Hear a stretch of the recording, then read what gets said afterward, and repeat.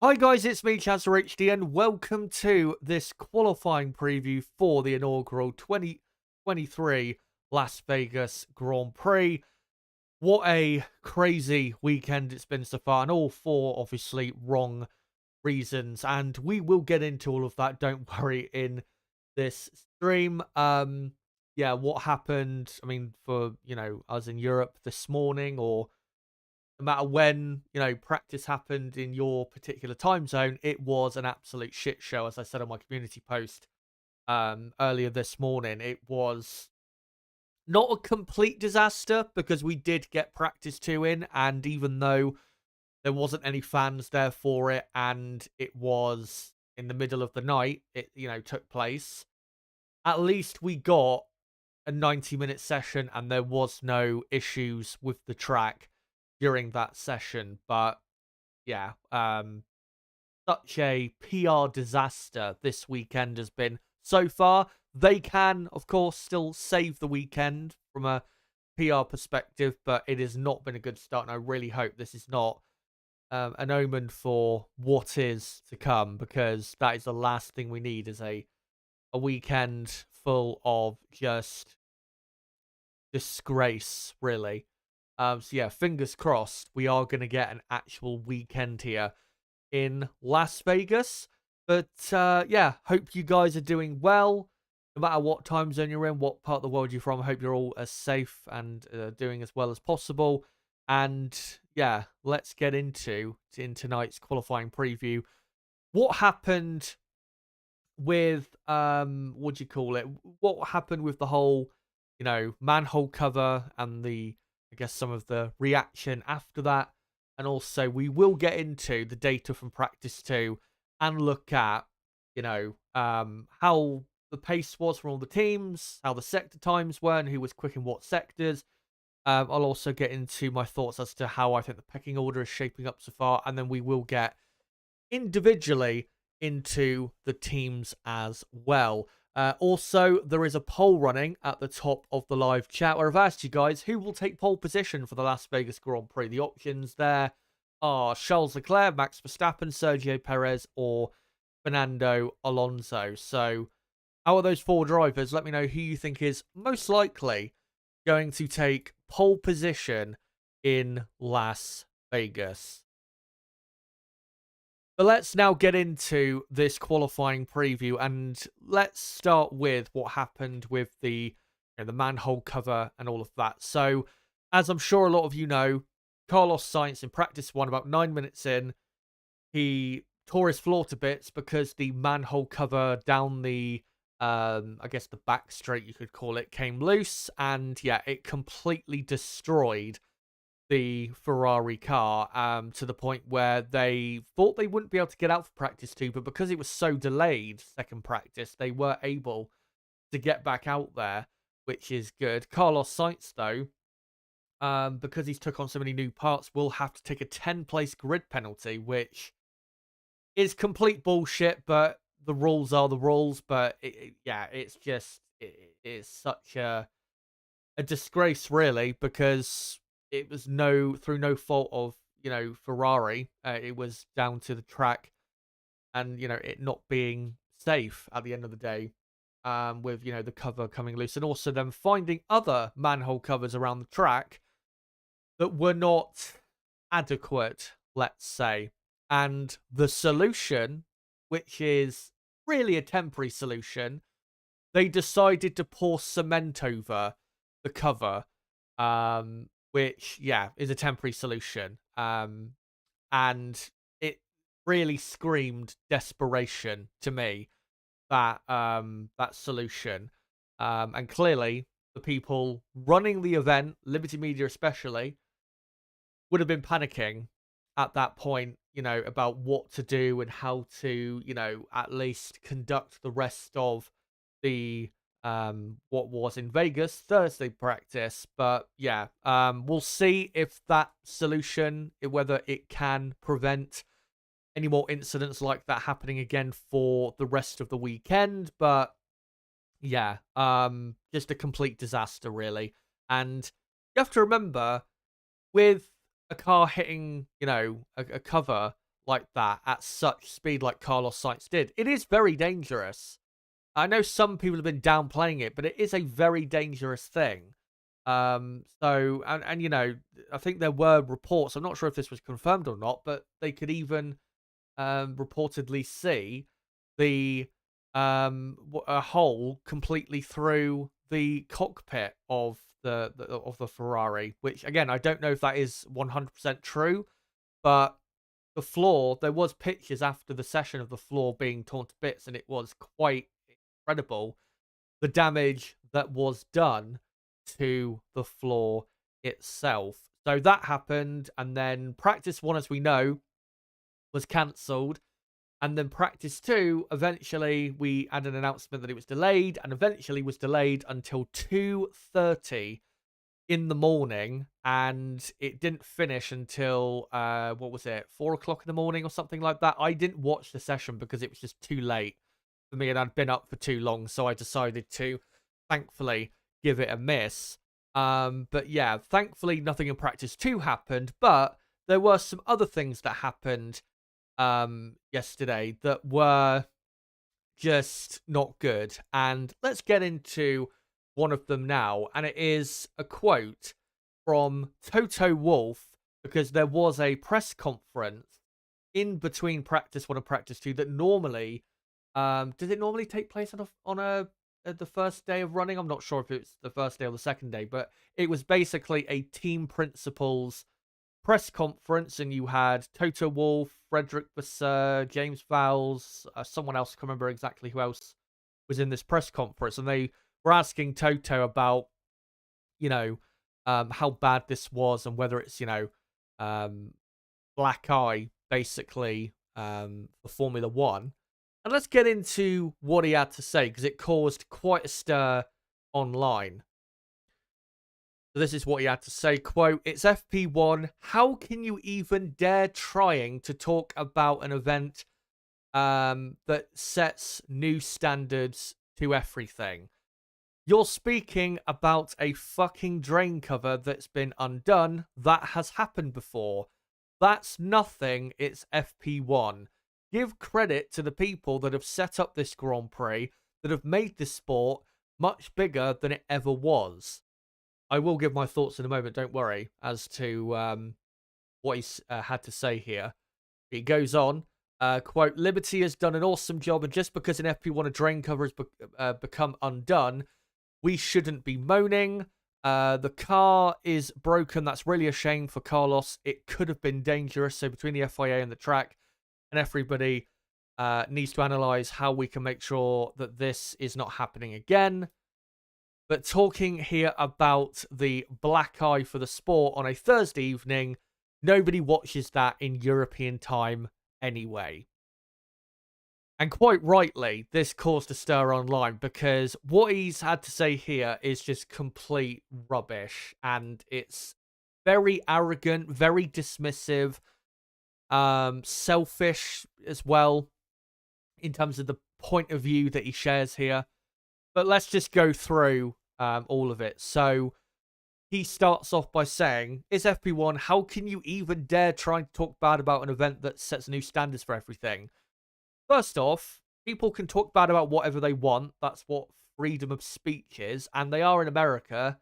So, you know, they should know that if anyone has the right to criticize the event if, you know, if something bad happens." And I know he's not thinking that, you know, people shouldn't be allowed to share their opinion. I know he's not, you know, in that mindset. But if he disagrees with people talking bad about the event, fine. But people are allowed to, and they have every right to, given what happened yesterday in Vegas. But when he says, talk bad about an event that sets new standards for everything, what new standards are those? Is it a new standard of just how fitly run a new event, you know, it is at this current time in Formula 1? Is it setting a new standard for being way too overpriced? What's the new standard? I would love to know what the new standard is, because from what I've seen so far, I don't see this event as setting a new standard, obviously in a positive way, for Formula One. I haven't seen anything so far. With the opening ceremony and the driver introductions, we've had that before at other races in America, so it's not like that's a new thing, and it wasn't really that much better than what we've seen previously. And then, yeah, with what's happened with the event so far, plus the fan situation, which we'll get into in a moment.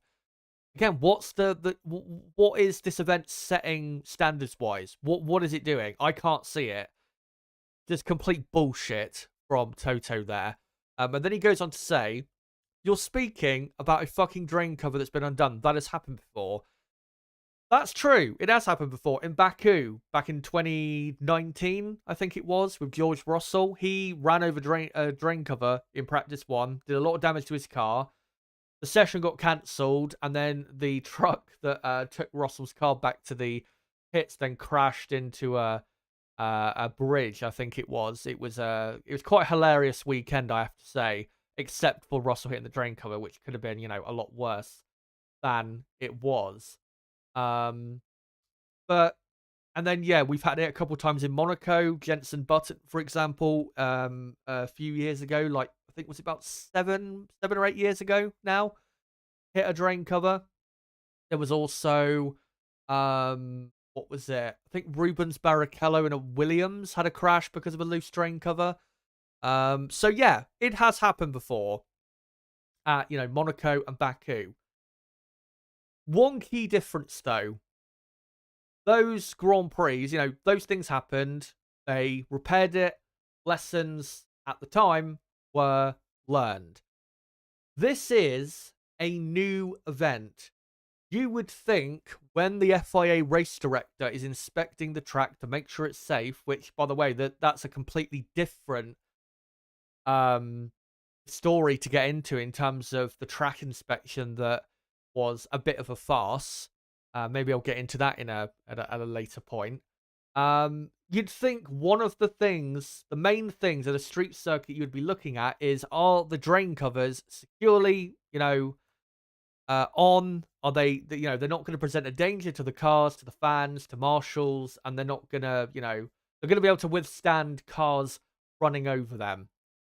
That is, you would think, one of the main things you would be looking for as someone from the FIA inspecting the circuit.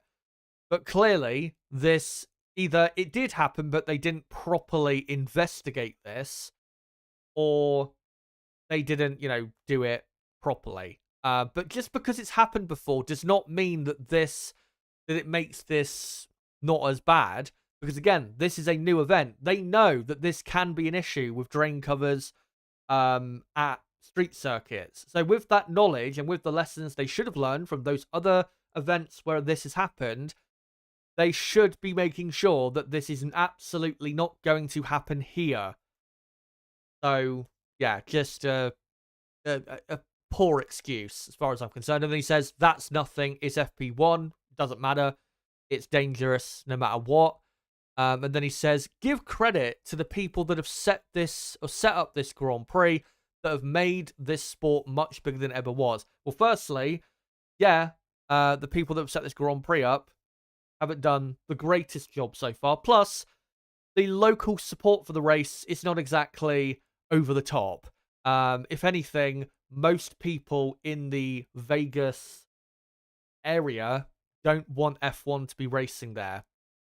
And they now have F1 disrupting basically their weekend. So even though, yeah, give credit to the people setting up a Grand Prix, it's not like this Grand Prix really should be happening, because it doesn't have the support really of the local population like much other Grand Prix do.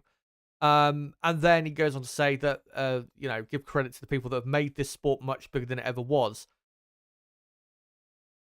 That is true.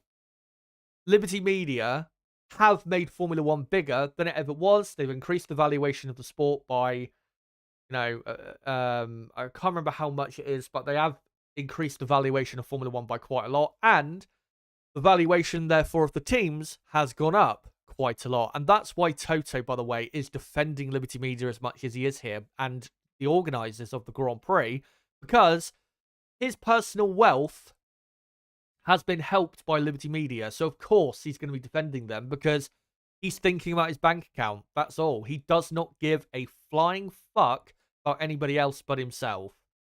And yeah, Liberty Media, they've made the sport bigger, but that is, that is true up until really the end of 2021. Because since the end of 2021, viewing figures and social media impressions are all down on Formula One. I think there was a stat that was posted, was it a couple months ago, that social media impressions this year for Formula One compared to 2021 is down 86%, I think it was, or something like that, which is a massive amount.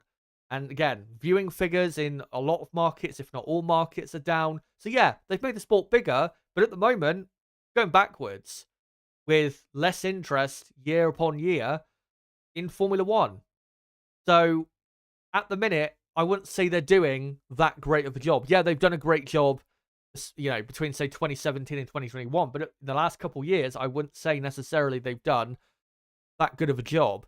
So, yeah.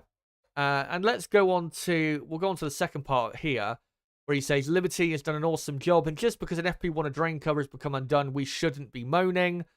Again, people have every right to moan if they want to. The car is broken. That's really a shame for Carlos. This is another thing I want to get into. He says, for Carlos, it could have been dangerous.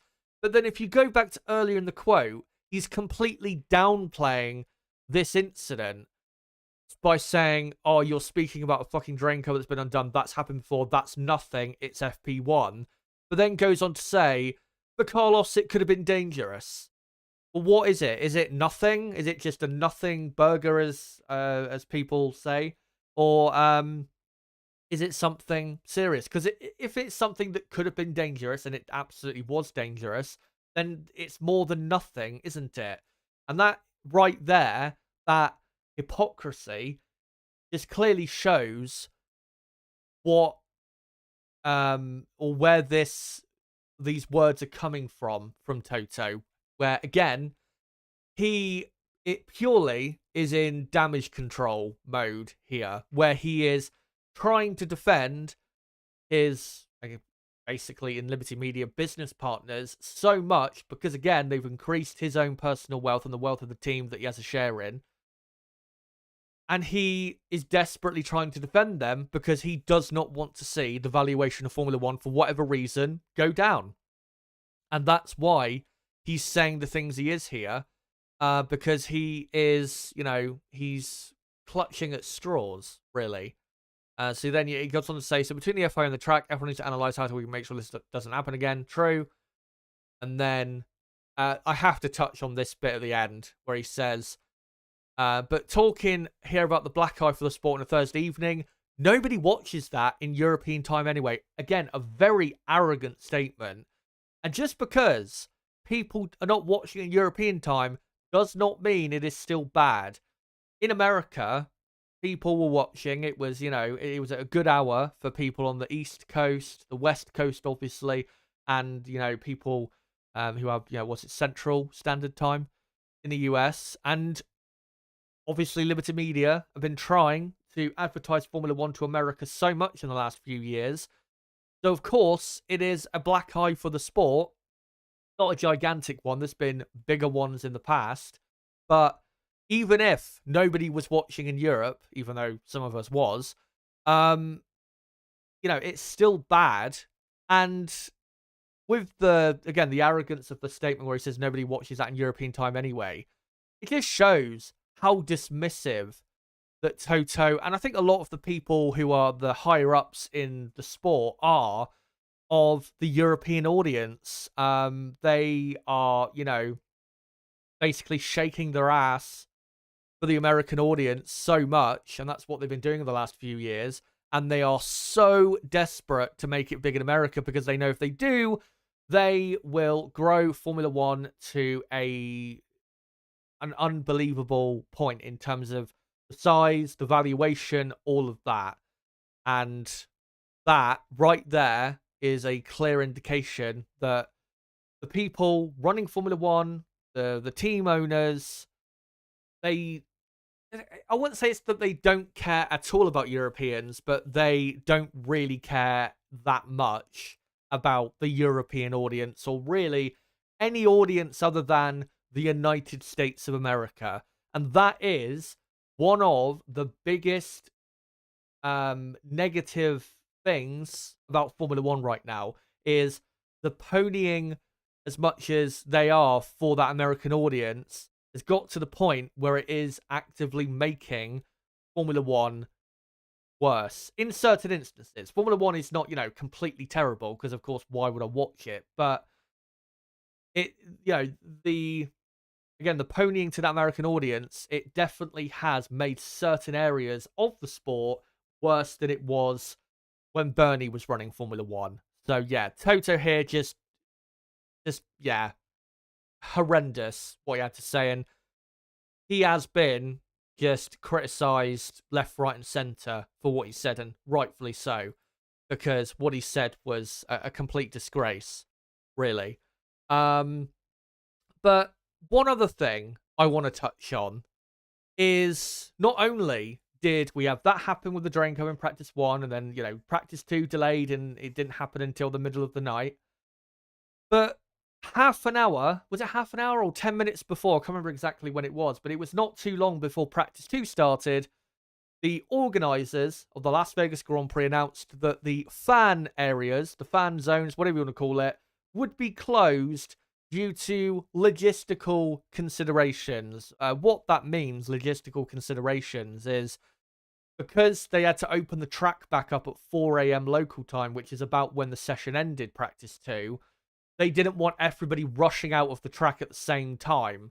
I think that's what they meant. And also, because of how late it was at night, and it was the middle of the night, I think also there was a lack of staff around, which was a problem. Now, I think actually the decision to close the fan areas, I don't think it was necessarily a bad decision. I just don't see what the organisers could have done at that point. Their hands were tied because of practice 1 being cancelled, plus practice 2 being delayed by, 2.5 hours. So they couldn't really do that much about that whole situation. But of course, for the fans, it absolutely sucks, because some of those fans have spent thousands, tens of thousands of dollars to attend the event, and those tens of thousands, say, is, not just the tickets, but you're looking at, hotel, food, whatever else. And on the first day of running, they got 9 minutes that they got to see. That was it. And then they had how long of a delay was it? I think what was it, 5.5 hour delay until the start of practice 2, when eventually they were told basically to fuck off. Why, if you attended what happened yesterday at the track, and you were a casual or even a new viewer to Formula One, and especially you were a new viewer to Formula One and you lived locally, why on earth would you ever want to attend a Formula One race again? I mean, think about it. If you attended, let's say I attended the British Grand Prix at Silverstone, and I was just getting into Formula One, or was a new viewer. If this happened to me, where I've spent thousands and got nothing basically for the first day, and then was told to go away and get out before the second practice session for something that was totally not my fault, why would I ever want to attend again? I'd be mad.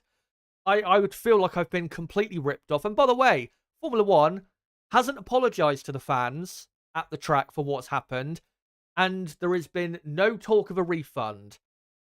So this has been a complete PR disaster. I'm not surprised about the no refund part, because that's just the way Liberty Media are. They take your money, and then whatever you get is whatever you get. I mean, we saw at Spa, in 2021. I don't think those fans got a refund for not seeing a race happen on that very wet Sunday. So it's not a surprise that that happened. This is just the way Liberty Media are. And yeah, it is a black eye for the sport, because even though, yes, it was only practice, people, who attended the event not only wasted their time, wasted a lot of money attending a day of running where, well, there wasn't really a day of running to actually witness. So yeah, it was not a complete disaster, because at least we still got practice 2 in. If practice 2 had not happened, it would have been a complete 100% disaster. But yeah, it was just a complete mess. And I hope the rest of the weekend goes smoothly, because if it doesn't, if a drain cover comes loose, or I don't know, something falls apart of the track, then the Las Vegas Grand Prix will be remembered for being, or at least the first version of the Las Vegas Grand Prix will be remembered for being the worst new event in Formula One history. And that is not what they want. And remember, of course, Las Vegas have got a 10-year deal. So they better hope that this doesn't happen in qualifying and on, the race on Sunday. Because if it does, then why have a race here ever again? And I know I might be jumping a bit too far forward there, but I just want to, share my thoughts on that. But yeah, that's what happened. Fingers crossed it won't happen again this weekend, and lessons can be learned, even though they won't, because money comes first. That's how life is, and that's especially how the United States of America is. Money comes first ahead of anything else, and that's why,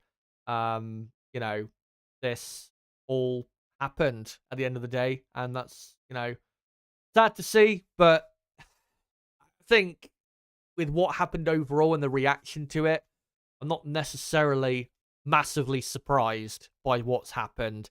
But yeah, just let's hope that we don't have any more trouble, because if we do, it's going to get pretty toxic. But let's now get into what actually happened in second practice. It was a 90-minute long session, and yeah, let's get into what happened there.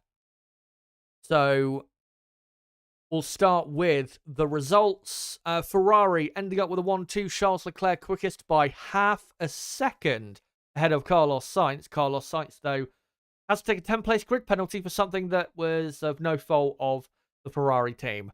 Well done, F1. Fernando Alonso up in third. Aston Martin looking very competitive, and clearly the removal of the upgrades in Brazil, which resulted in a much stronger pace, is also working here, at least so far, because nobody expected them to be that competitive straight away. Sergio Perez up in fourth, Bottas fifth, Max Verstappen in sixth.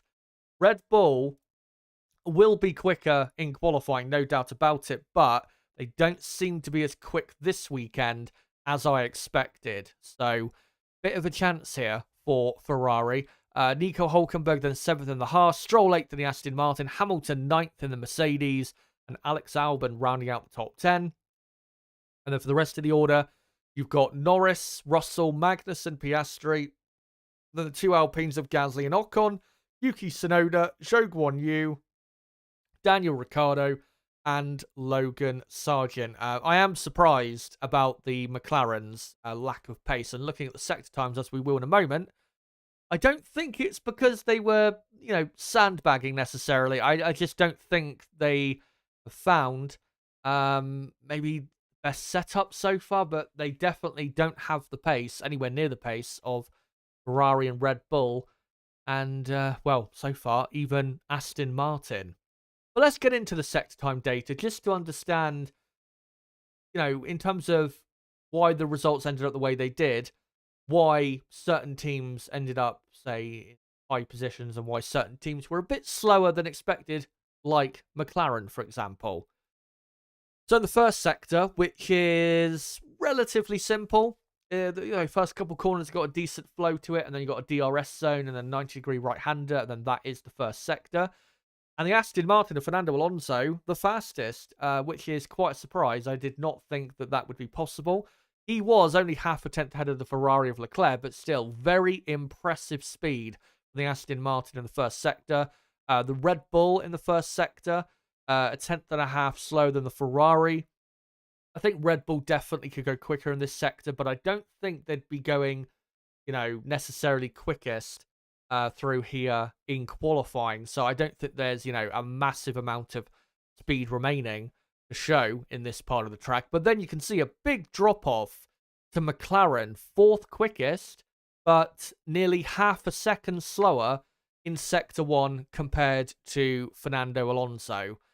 Clearly some sort of issue through that first sector. Again, I don't know if it's a setup related issue, but the McLaren way too slow, and they should be really right on the pace of the Aston Martin through this sector.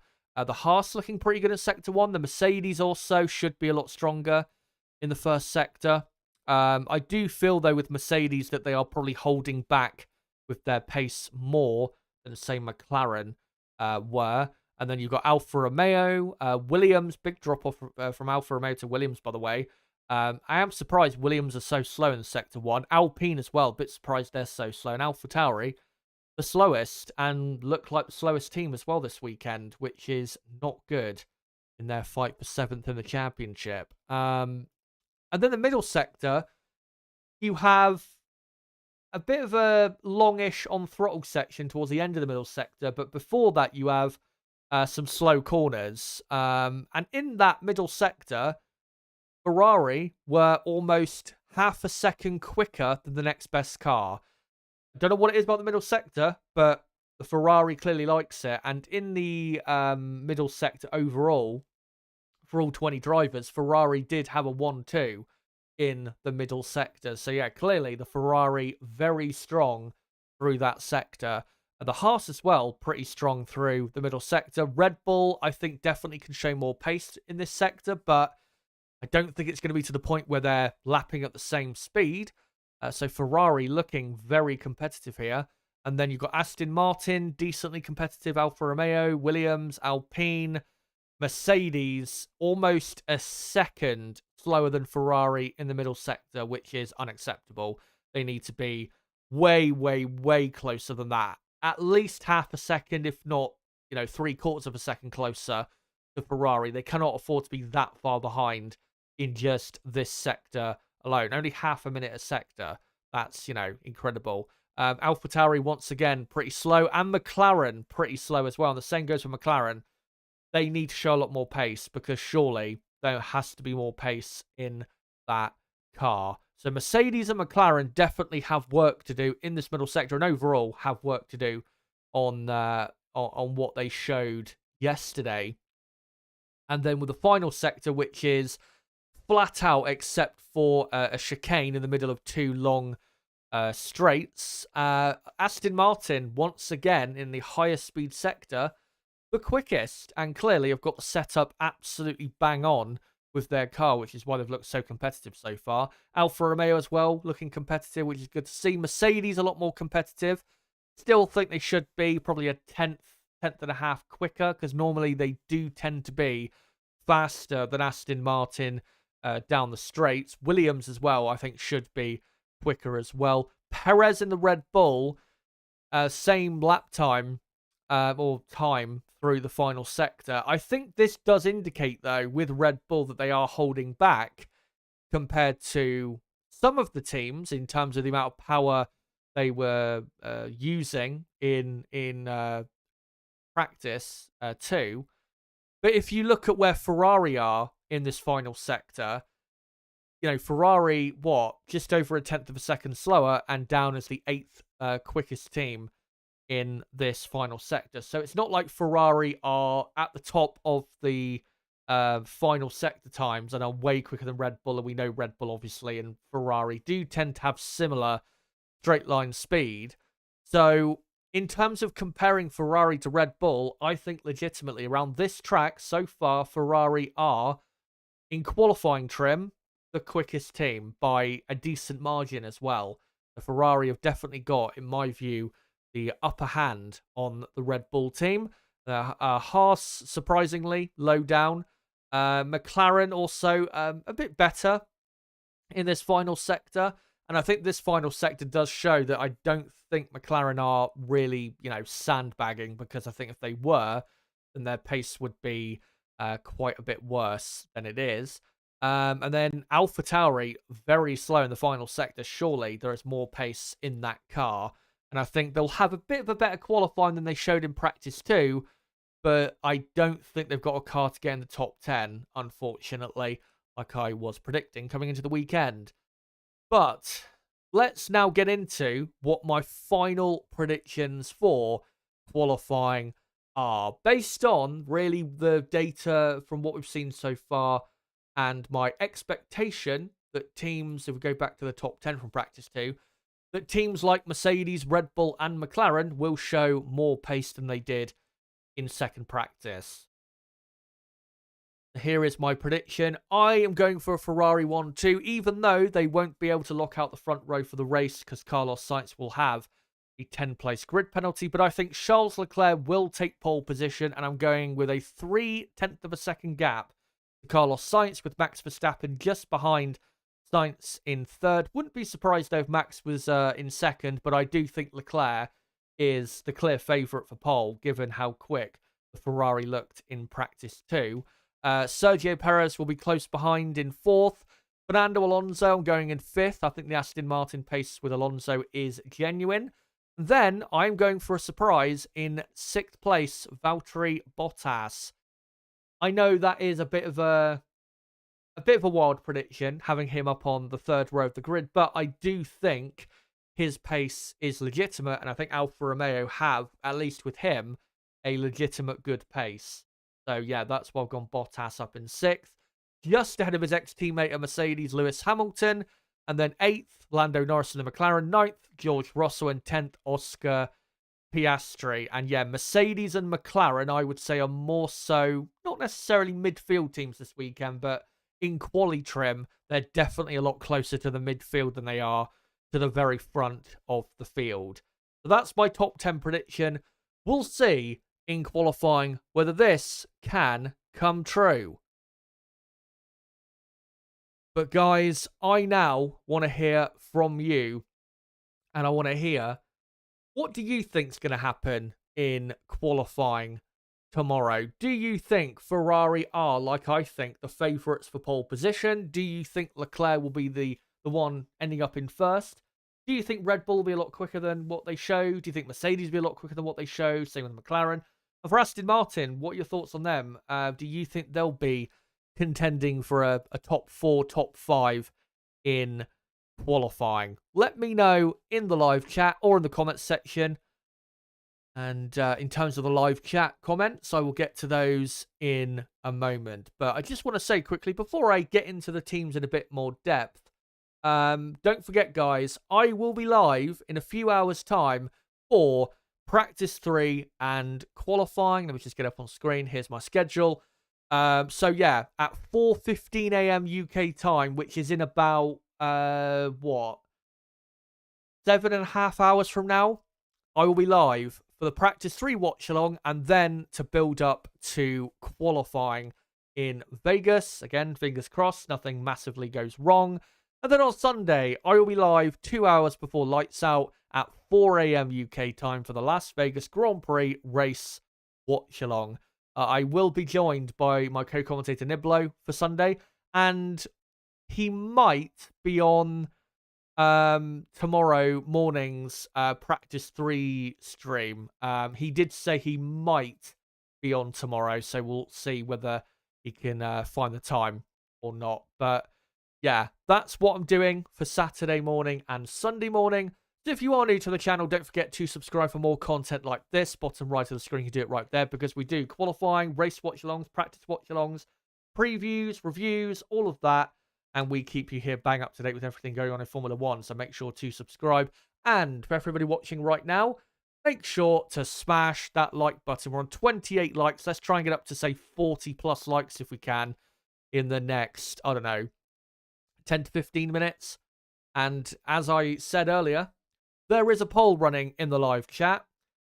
If you haven't voted in it yet, make sure to do so. Who do you think, out of the 4 driver options I've put in that poll, who do you think will take pole position for the Las Vegas Grand Prix. And I'll get to the results of that poll at the end of the stream.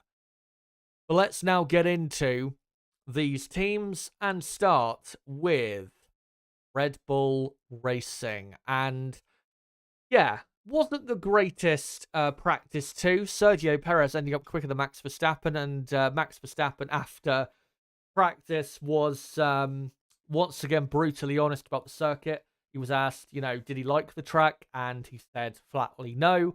And he also, I think, said that he predicted that he wouldn't like it. And when he got out there, he didn't change his opinion, basically, on the track. And when you look at the track, it's just not that great of a circuit. It's definitely not a circuit that, as a racing driver, you're going to enjoy. It doesn't have a flow to it, and it is purely designed for chaos, really. So yeah, Verstappen not having a great time in practice too. Good to see Perez, though, looking competitive.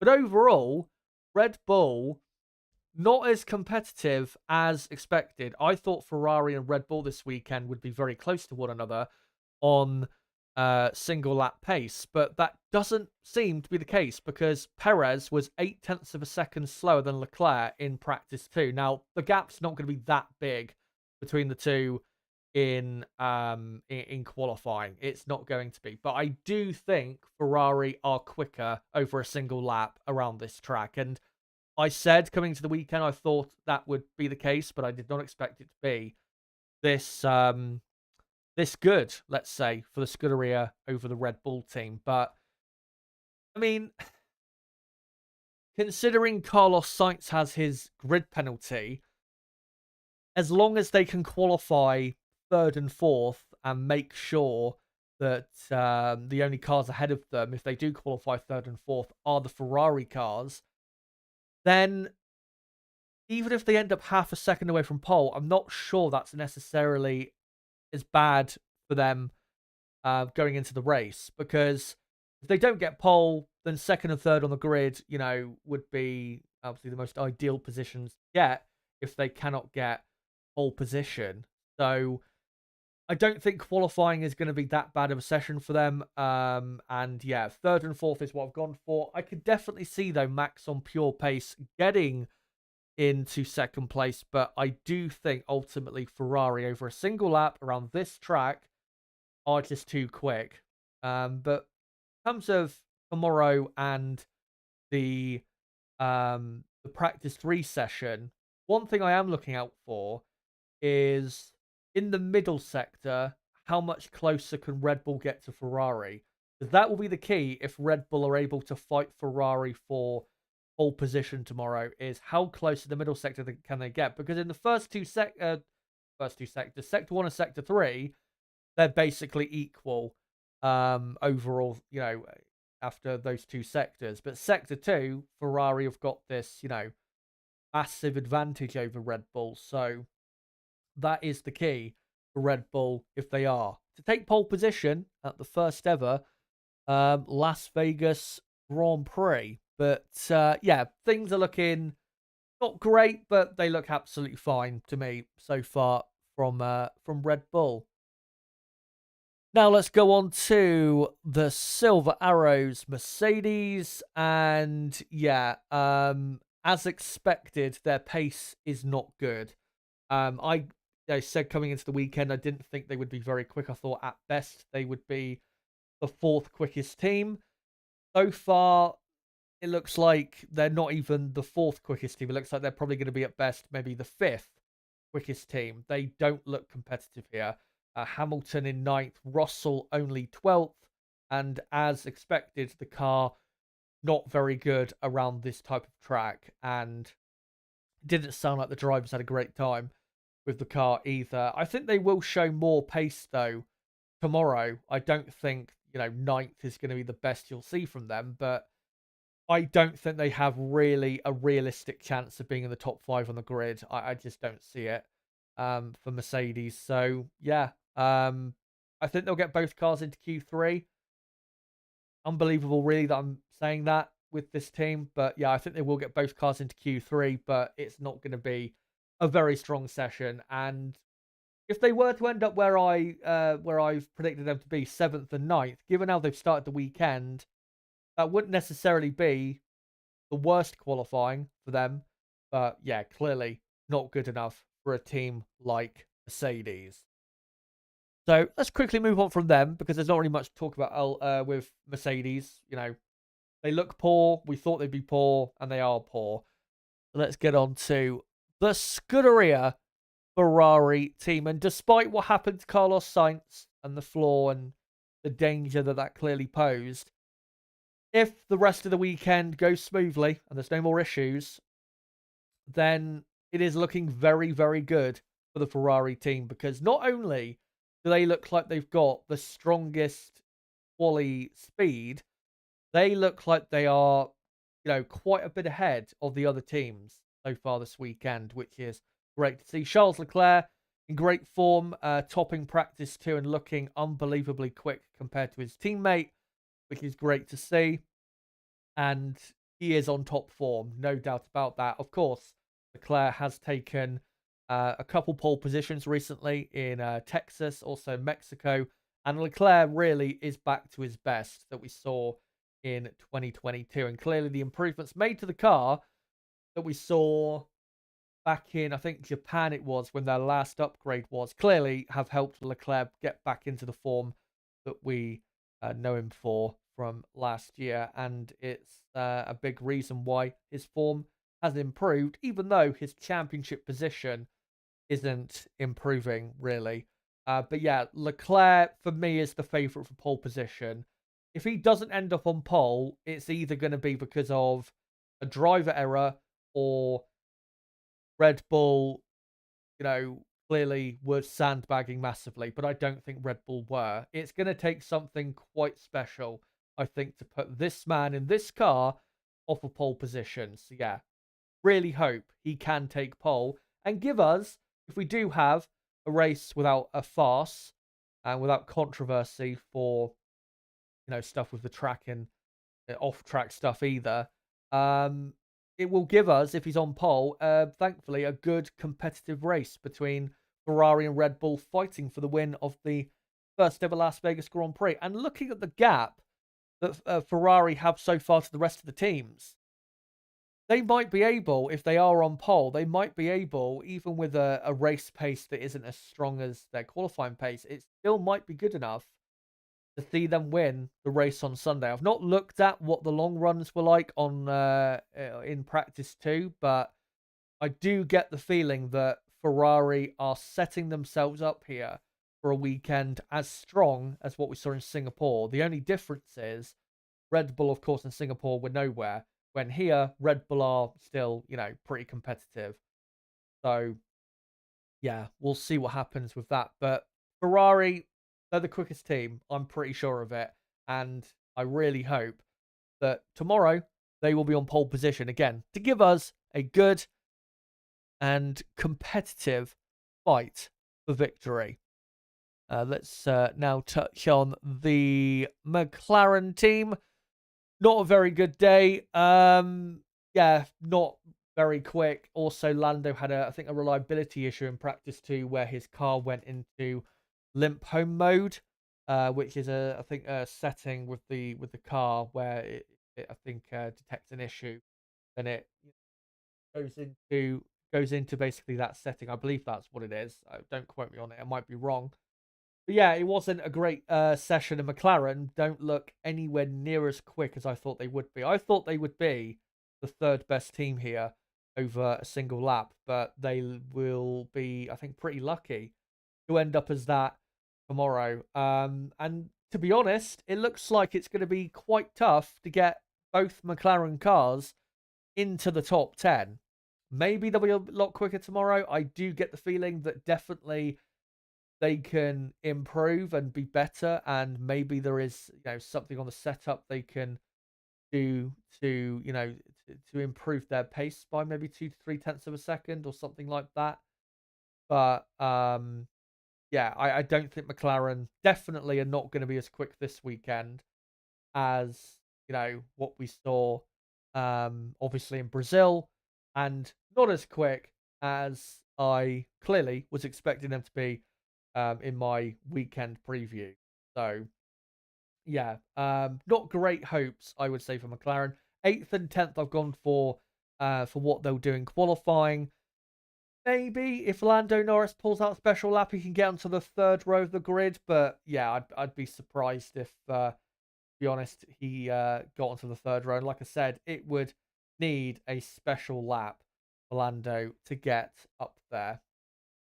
But yeah, overall, McLaren not looking very good and looking quite weak compared to how they've been performing as of recent. The only positive is Oscar Piastri is only about a 10th of a second slower so far than Lando this weekend, which is good because obviously last couple of races he's been a bit further behind. And obviously this Grand Prix, he is not at a disadvantage when it comes to experience around this circuit. And the final team we'll touch on before I come to you guys in the live chat is Aston Martin, and once again showing great speed. Fernando Alonso finishing up in 3rd, half a second away from Leclerc. And Aston Martin do look good. I don't think they're looking as strong necessarily as maybe they were at the start of the season. I don't think they've got the pace to be in the top 3 of the grid. But with them removing the upgrades in Brazil and going back to what they had earlier in the season, clearly it has helped their pace because now they are, half a second probably quicker than they were, say a few races ago. And that is brilliant to see because we have been so disappointed with Aston Martin this season. So it's great to see them, a lot quicker and performing at a much better level. And Fernando looking good so far. And hopefully we'll be able to secure, say, at minimum, a 3rd row position for the race on Sunday. And I think is very likely to, as long as Aston Martin keep up their pace compared to the other 2 Mercedes-powered teams and, well, all of the Mercedes-powered teams. But definitely, compared to Mercedes and McLaren, they can keep up the advantage they've got so far, then they should be able to qualify 5th or maybe at worst in 6th place if, I don't know, Bottas and the Alfa Romeo ends up having a really great qualifying for whatever reason. So yeah, Alonso and Aston Martin looking very strong. Lance Stroll, he was in the top 10, but he was quite far behind his teammates, 7/10 of a second slower than Alonso, which is a lot of lap time to be giving away. So yeah, not looking great for Stroll. And because of that lap time difference and the usual lap time difference that we see between Fernando and Lance, I don't think Lance will be in the top 10. I think Lance will probably qualify 11th or 12th, but I don't think we'll have enough pace to get into the top 10. But hopefully for Aston Martin, he can, because the team now, thankfully, look a lot stronger than what we've seen, really, for a lot of the second half of 2023. Yeah, we'll see how they get on tomorrow. And yeah, we will, soon enough, get into the other teams, being Alpine, Williams, AlphaTauri, Alfa Romeo, and Haas. But I want to now come to you guys in the chat and hear what you guys have to say about, the farce of this weekend so far, how you think the performance of the teams will be in qualifying, because obviously this is a qualifying preview. And I just want to hear from you, you guys in general, and hear your thoughts on what's happened so far. So make sure to post them in the live chat. Make sure, again, if you haven't hit the like button yet, make sure to do so. We're on 38 likes. Let's try and get, again, up to, say, 40, 45 likes if we can in the next few minutes. But, by the way, good to see Rook in the chat. I know he wasn't in the chat earlier for the practice streams, and thankfully he wasn't, because it would have been a waste of time being up at that time. And well, it was for me, wasn't it? I ended up waking up 3 minutes before my stream was supposed to start. I went live 5 minutes late. Still ended up getting the stream ready and doing the stream in a pretty good way, despite having only been awake for like 10 minutes. And then, yeah, 10 minutes of running, red flag, and then session cancelled. And then I stayed up for another couple hours to see if practice 2 was going to get underway, and then I saw it was going to be delayed, and I thought, fuck this. We are not staying up for another, 4 or 5 hours for a practice session. But yeah, let's get into what you guys are saying here in the chat. I've been racing saying it was the track safety team that caused F1 screwed up Vegas bad. It's a total cluster right now. Stephen M says, just look how bad the pit exit onto turn 1 is laid out. Yeah, it is. It's not good because especially on the exit of turn 1, the walls track, it tightens. So we could see definitely a couple very hairy moments and scary moments even in the race. And yeah, I don't like the pit entry here in Vegas.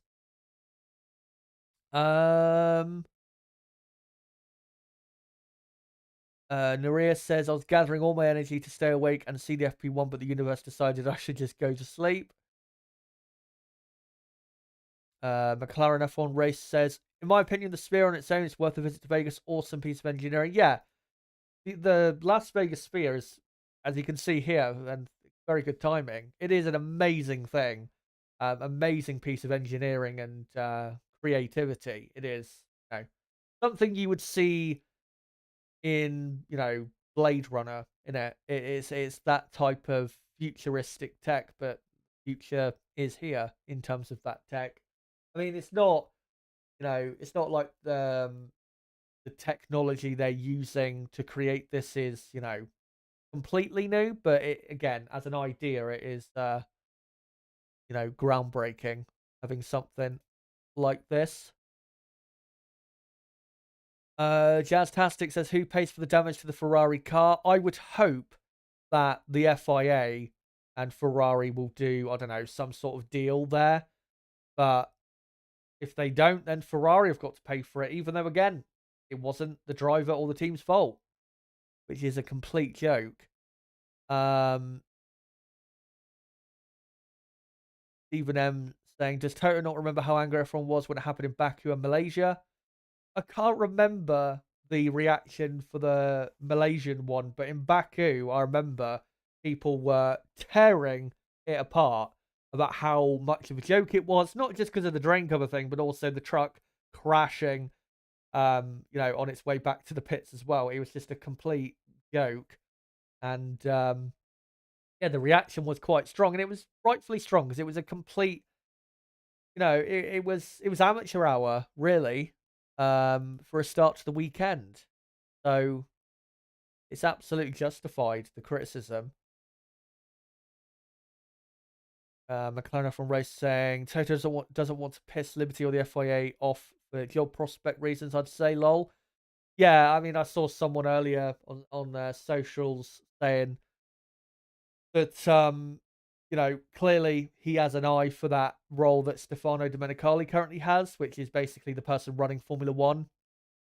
And yeah, he's politically maneuvering himself for that role. It's kind of like in a political party where you have a leader and then there's someone in the party who is gunning for that job, but they're not gonna, they're gonna say and do the right things to make sure that they can set themselves up perfectly for taking that particular job at the right time. And that is what Toto's trying to do. And that's what I was saying earlier, is Toto only cares about himself. Yeah, he is a racing guy, and, he does have that motorsport experience. But at the end of the day, he, I think, ultimately is in this for money. I don't think he's in this for... I don't think he's in Formula One and motorsport in general as much for success on the track as he is for the, the money off of it. And I think I think he's already setting himself up for what he's going to be doing after he leaves Mercedes, whenever that is. But it probably will happen in the next decade, where he leaves the team and then probably tries to take over as the person running the sport, which I'm sure there will be opposition to. Josiah says, and I say, hold on. I say that as a Merc fan as well. His rant in the press conference was a joke. If I was in charge of Mercedes, I'd sack him on Monday because that was absolutely embarrassing. I'm not sure I'd sack him, but yeah, it was embarrassing. No doubt about it. It was, again, it was incredibly selfish and arrogant, the comments he made. And as I showed, very hypocritical because he went on later to say, oh, yeah, it could have been dangerous for Carlos what happened. But earlier on in the, in what he said was saying that, oh, it's nothing. It's practice one. Who cares? Well, if it's nothing, then why are you then going on to say that it could have been dangerous? That's clearly more than nothing. And it could have been very dangerous. It could have been very dangerous. We got lucky yesterday. We got very lucky. And I did see a few people saying as well, if only he was as passionate about that. Hold on, let me phrase that. If only I saw a few people saying, if only he was as passionate about what happened in Abu Dhabi a couple years ago as he was about what happened with this incident here in Vegas, then maybe Lewis Hamilton would be an 8-time world champion. But I do know that there are a lot of Mercedes fans out there that are starting to turn on Toto. So yeah, not looking as good as he was a few years ago. Will F1 Gaming asking, doesn't Toto's contract expire soon? I don't know.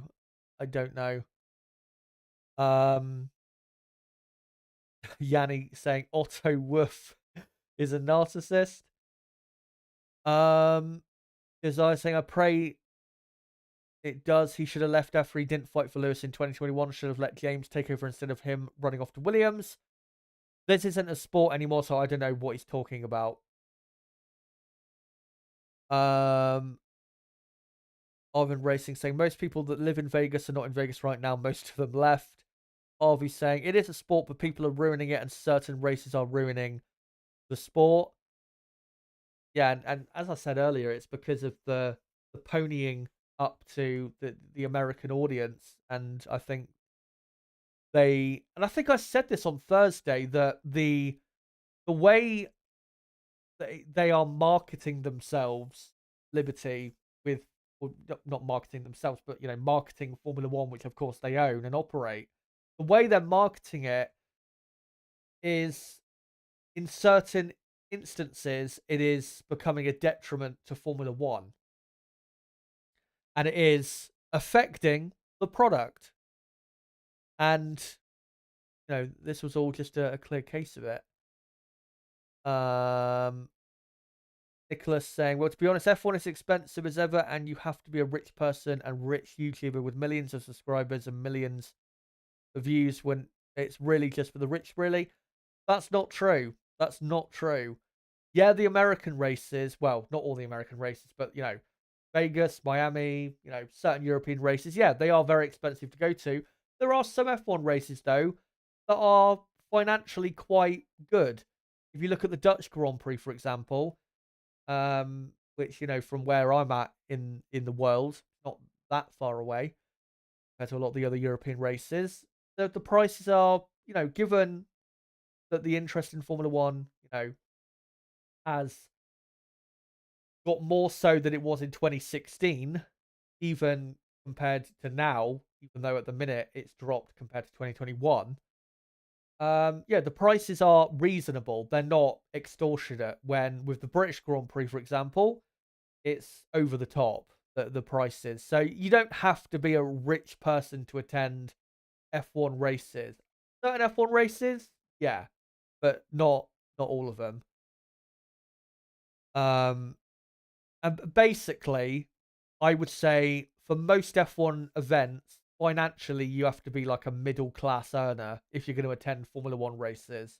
If you're a working class, if you've got a working class background, and you're, you're still earning wages that would put you in the working class category, then you're gonna you're gonna struggle to afford to go to a Formula One event. And making it affordable for everybody at a reasonable, price is what needs to happen. Even a couple of the drivers were saying on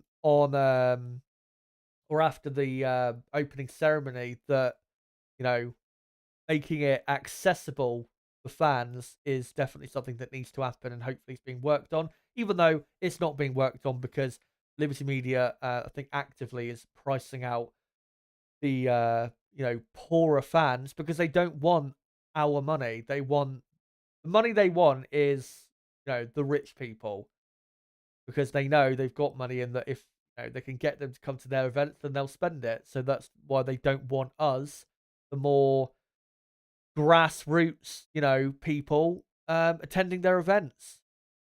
And they've only made Formula One, as far as I'm concerned, more elitist than it was even when Bernie was running Formula One.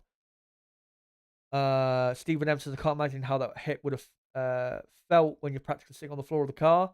Yeah, apparently Sainz did feel it quite a bit, but thankfully didn't get any injuries or anything.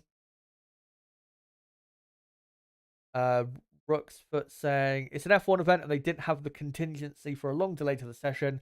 The fans were sent away because no staff, seems very poor. Well, if they'd done a proper track inspection and they had made sure that the drain covers were not going to come out of the ground, because basically that drain cover, it wasn't that it was loose, it was basically sucked out of the ground from what I've seen, because of the downforce that the cars create. If they had properly made sure that that couldn't happen, and had made sure as well that the drain covers were welded on, which I think in Vegas, I'm not sure if the drain covers are welded on, which would have been a permanent solution to this issue. But again, they've poured concrete over it instead, which again is just a temporary solution. But yeah, it's, just a complete shit show.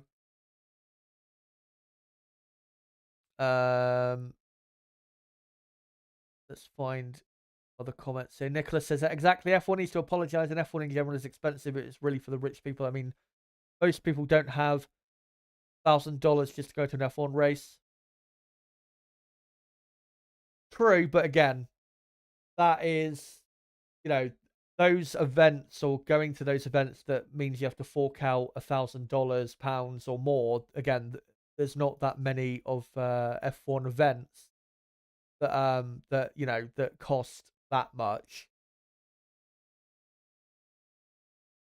Arvin saying, Shazza, as an American, it takes us years to build a bridge or fix a road. Japan has a bridge 3 times better built in a week. It's all who is getting paid is the hold up in America. Well, I do know that, not to get too political, but I do know that in the American Congress, there was a infrastructure bill, was it a year or so ago, that the president did? And it's because there was, I know there were stories from other places in America of, roads, bridges falling apart and desperately needing, updating. So yeah. Count Blast saying F1 can never apologize. Look at 2021. Hey, we got our money. Shit went a bit sideways. You're welcome. Yeah, that is basically what their service on their communication with the fans is like. That's basically what we saw in Spa, wasn't it? With the them not giving them a refund. It was, well, you paid, you attended, that's it. We've got your money, now we don't give a fuck about you. Essentially. That's, that is the... This is the problem. Another problem I have with Liberty Media is they really do showcase some of the worst traits that a greedy corporation can have. Especially, in a capitalist sense. Like, they are one of those, stereotypical bad capitalist, companies in terms of some of the things that they do, such as that, well, we've got your money, so, no refunds. Just no thought for the fans, no thought at all. It's just purely about, well, we've got the money. We don't give a fuck what happens after that.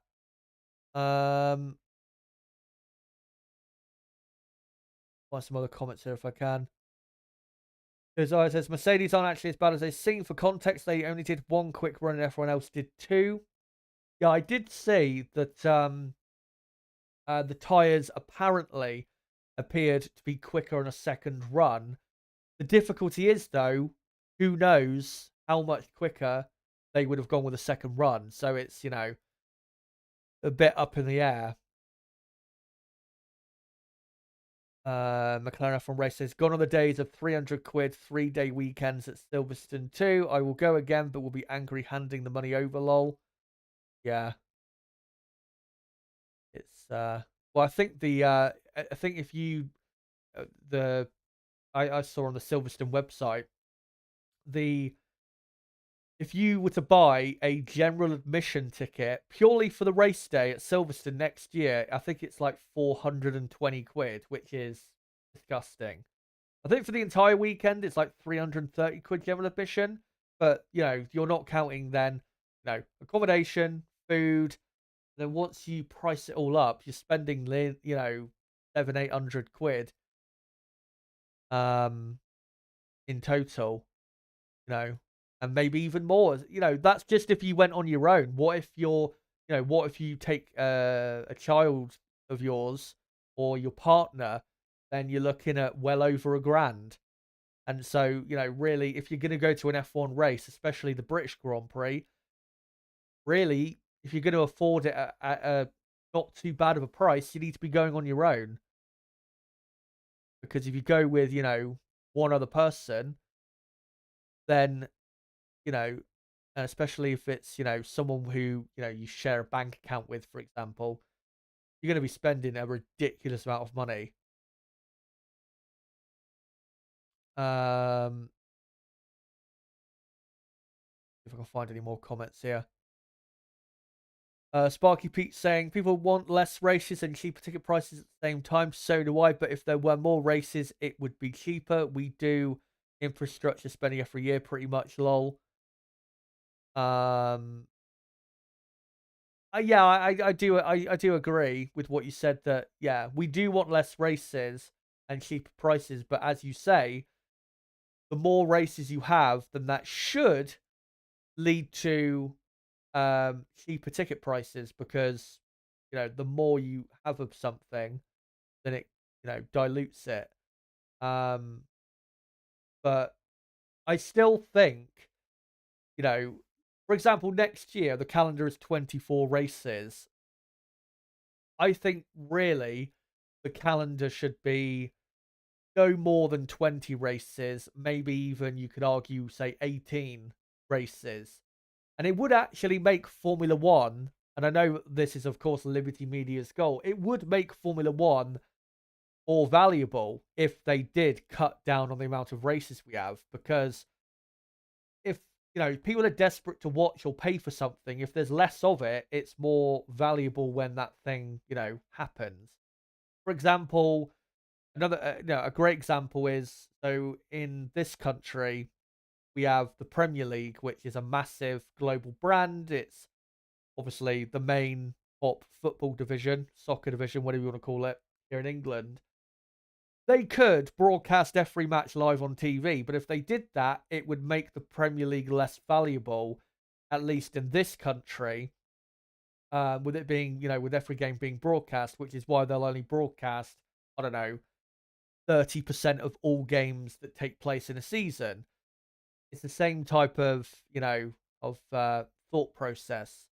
But I do think that, again, if Liberty Media actually, wanted to look out for the fan, they would cut down on the amount of races, but they would also make sure that ticket prices, even if they were expensive, they weren't getting to the point of ridiculousness like we see here in Las Vegas, like we've seen in Miami, and even, at the British Grand Prix of Silverstone. They would, do things to try and help that. But Liberty Media does not care about the fan in terms of, having a good relationship with F1 fans.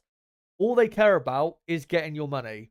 Once they got your money, They don't give a fuck about what happens to you after that. As long as they get your money, that's all they care about. That's why they're trying to make Formula One appeal more and more to richer people, because again, richer people have more money, more likely to spend that money, therefore more money for them. That's all it's about. Money, money, money. And as much as people criticize Bernie, and Bernie, Bernie's Bernie, he wasn't, the most ethical person, and maybe even the most, the most moral person out there. But I think he had a bit more of a you know, I think he thought maybe a bit more about the fans in that type of way than Liberty Media do. I don't think Bernie was as, dismissive of the fan base as Liberty Media have been. Where with Liberty, again, as long as they've got your money, they don't care. I don't think Bernie was was that bad. And I do think, even though he still didn't, massively, I still think to a bit more of a degree than Liberty Media have, I think Bernie did look out for the fans more.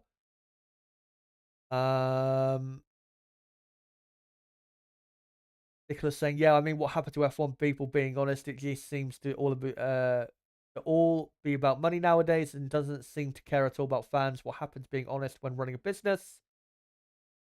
Well, we know it's bullshit, don't we? That they listen to the fans. They don't listen to the fans at all. Those F1 fan surveys are complete rubbish. They don't care about them. That's just so if someone, the public setting brings up that they don't listen to the fans, so they can say, well, we have an F1 fan survey that we run every so often. They don't care about the F1 fan survey. I guarantee they probably don't even know the results of any of those surveys ever. And they probably have never discussed it.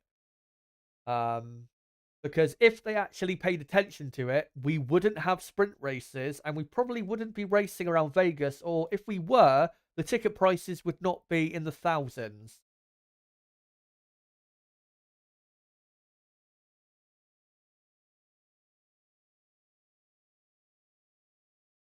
Mickey's saying, if people are willing to pay, can you blame them for the price? If no one was turning up, the prices would go down. I see what you mean, but I think the strategy they're going for of having high ticket prices, it's not sustainable. I don't think, having really high ticket prices for this event is going to make this event well liked and well attended for a long time. Because if you look at the European races, a lot of them are very well attended still. The ticket prices, again, they're more expensive than they were 10 years ago, but they're still, reasonable-ish. So, again, it's not I don't think it's a good long-term strategy. Plus, if you shift the demographic of your fan base to, basically just the rich people, if Formula One gets to the point where people don't care about it anymore, and the rich people especially don't give a fuck, then who do they have left to watch Formula One and consume their content and buy their product? That's why, ideally, as a business, you need to appeal to, as wide a demographic as possible. And in certain instances, they do that, but they more so cater towards richer people, when really they should be catering towards, a wider group as possible.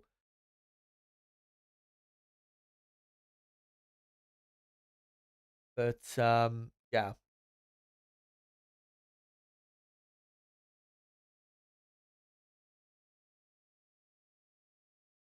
Mickey's saying, that's fair, I just don't think they're looking that far ahead. No, I agree. As I've said before, I think they're just trying to, drive the valuation up as high as possible so they can sell it to someone else. Probably sell it to Saudi Arabia, which I know we heard rumors of earlier this year, and they denied that was going to happen, but I guarantee it will, because Formula One is, it's not exactly a morally upstanding sport. So, if it's owned by Saudi Arabia, it's not really going to be, opposed, is it? So, yeah. But I got to admit, with Formula One, the future doesn't look as dark as maybe some people would paint it, but it doesn't look bright. I will definitely say that. It is not looking good for the future. Hopefully we can get to, back to better times, and the stuff on track can get back to better times, and we have, proper fights for the championship. The field gets closer, and maybe in the future sprint races will finally be got rid of. But at the minute, the future again of Formula One does not look bright. But anyway, let's go on to the rest of the teams to round up this qualifying preview. Let's go on to Alpine, who were a tad slower than expected. 15th and 16th they ended up. Esteban Ocon, by the way, also had damage from that manhole or drain cover being loose in practice one. His chassis needed to be replaced. So maybe that's why Ocon was, maybe not too quick himself in practice too. But overall, 15th and 16th for both cars. They look like they've got one of the slowest cars here. In a straight line, as we know, they don't have good straight line speed. And it's not like here they can, cut a load of drag off the car to help them be a lot quicker. Because if they do that, it will then hurt them in the first two sectors. So, yeah, Alpine look pretty poor, and I don't think really have a chance of being in the top 10 in qualifying. In the race, though, you never know what could happen, especially with it likely to be a chaotic race. But yeah, in qualifying, I think they'll do well to get both cars, to be honest, in Q2.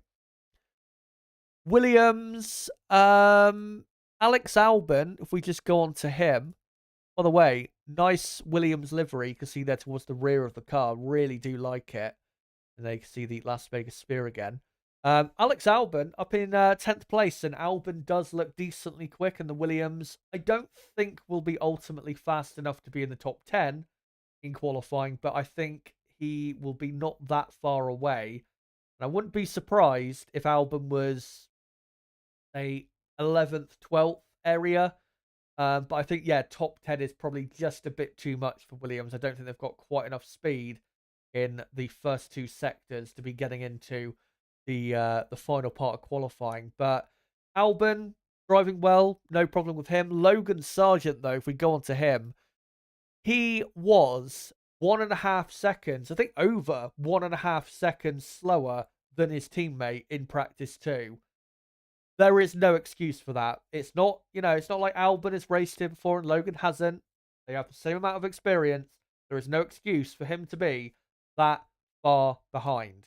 So Logan has to be quicker tomorrow, and really needs to be getting into Q2 with that Williams car, which looks decent, I would say, but definitely not quick enough, I don't think, for the top 10. And neither, sadly, is the AlphaTauri. And by the way, very nice special livery here on the AlphaTauri. Really like what they've done with the back end of the car. Looks very good in the in the night time. Yeah, they've got the slowest car here by a country mile. In all of the sectors, they were slow. I do get the feeling, though, that there might have been sandbagging a bit, because in the final sector especially, they were way behind the other teams.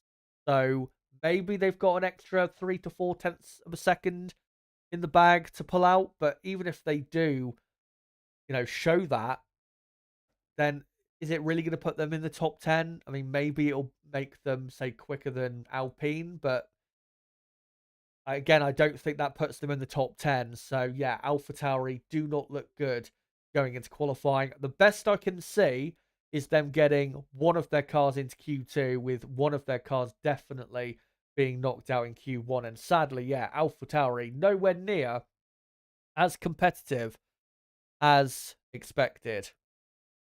But a lot better than expected is the Alfa Romeo team, who have also, as you can see, they're gone for a special livery.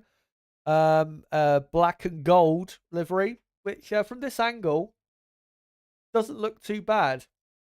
Live, it didn't look to me to be that great, but from this angle, it looks actually quite decent. And again, under the lights, it looks quite decent. But yeah, Valtteri Bottas, what a practice too, up in 5th place and super quick compared to his teammate, over a second quicker than Joe. I think about a second and a half quicker than Joe. So yeah, Valtteri is on one this weekend. Great to see. We know with Valtteri, some weekends he is not really anywhere, but then some weekends he is absolutely on fire. And I think this is one of those weekends where he has got the pace to get a really good qualifying position. And I have gone for 6th place for him in qualifying. I know that is quite a reach, but I do think that it is possible. If he can show that type of pace in qualifying, and Mercedes and McLaren still prove to be not that quick, then why not? Why can't he be on the 3rd row of the grid? So yeah, watch out for Valtteri Bottas. I think he is definitely probably the driver from the, say, more so midfield teams to look out for, because of just how incredibly quick he was in practice too. Zhou Guanyu really should improve, and given the pace that the Alfa Romeo and the hands of Valtteri Bottas has shown so far, you'd think Zhou should be, just outside of the top 10, maybe even getting into the top 10 for Alfa Romeo. So yeah, need to see a big step up from Zhou.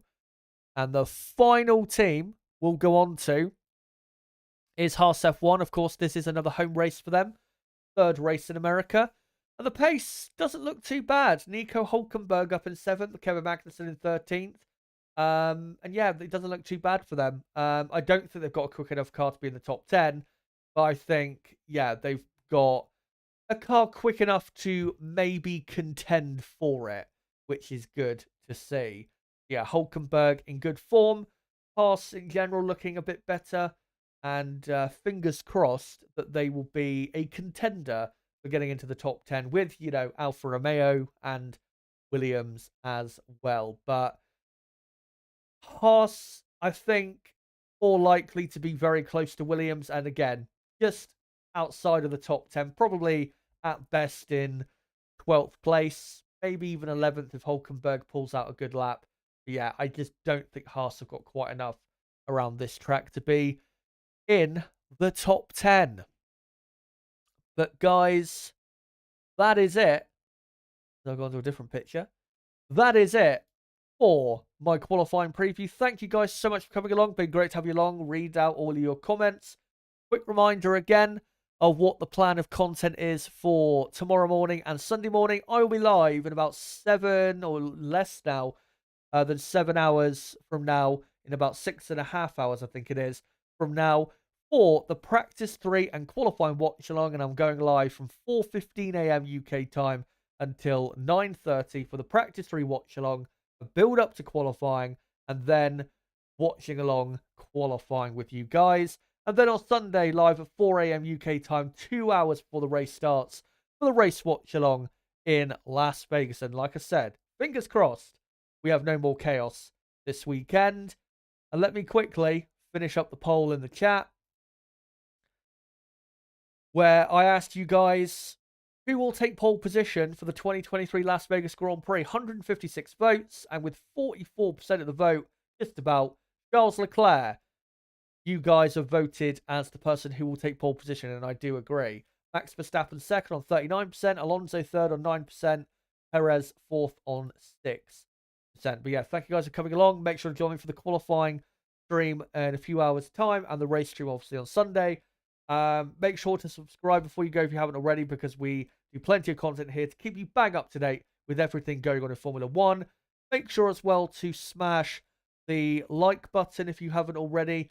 Obviously, if you like the content, hitting the like button does help show me that you guys enjoy the content, and it gives me a good sign as to what you guys do enjoy, and of course does help the channel in the algorithm. So make sure to do that, and make sure to join our Discord server, link below in the description, and even probably in the live chat. That Discord server, we've got about, I think, 500 people in that server, and it's a great place for notifications on my videos, streams, and also I do, say once or twice a month, content updates as well, so that you guys can keep up with what I'm up to with the channel. But guys, until my long qualifying stream in a few hours' time, starting from 4:15 a.m. UK time, it has been me, Kazza HD. Goodbye.